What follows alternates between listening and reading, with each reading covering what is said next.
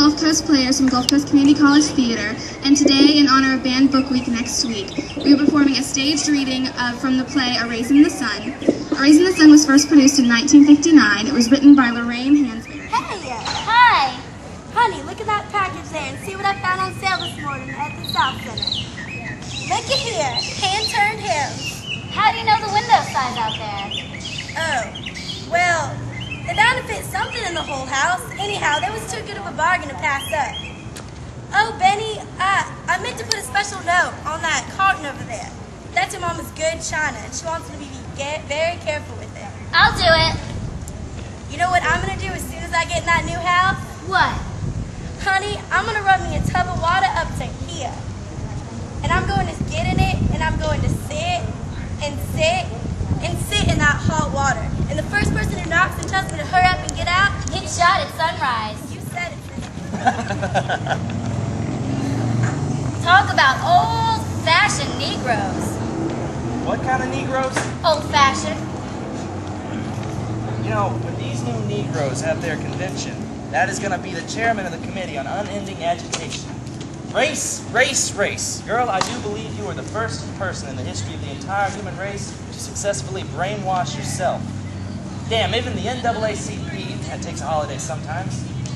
I can see that chick someday looking down at some poor cat on an operating table, and before she starts to slice him, she says, "By the way, what are your views on civil rights down there?"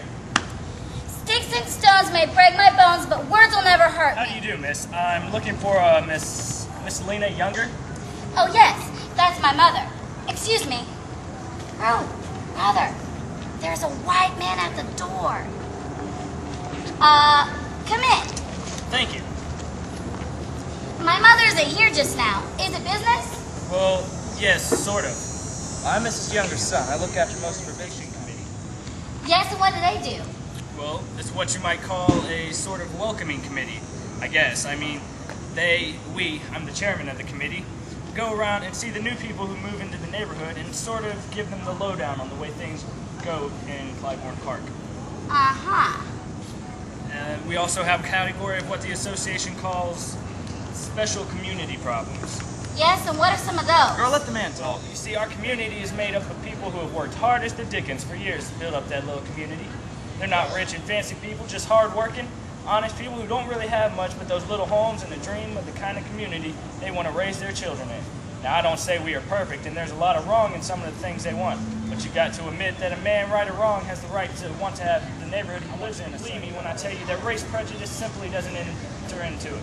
It's a matter of the people of Clybourne Park believing, rightly or wrongly, as I say, that for the happiness of all concerned, that our Negro families are happier when they live in their own communities. This, friends, is the welcoming committee. Is this what you came marching all the way over here to tell us? Well, now, we've been having a fine conversation. I hope you'll hear me. We are prepared to make your family a very generous offer. 30 pieces and not a coin less. Yep. Our association is prepared, through the collective effort of our people, to buy the house from you at a financial gain to your family. Lord have mercy, ain't this the living God? All right, you through?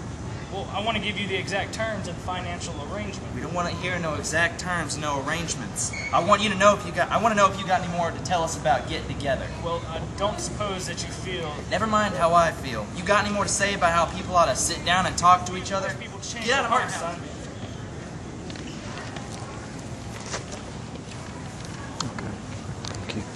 Well, it's all the packing that got done here this morning.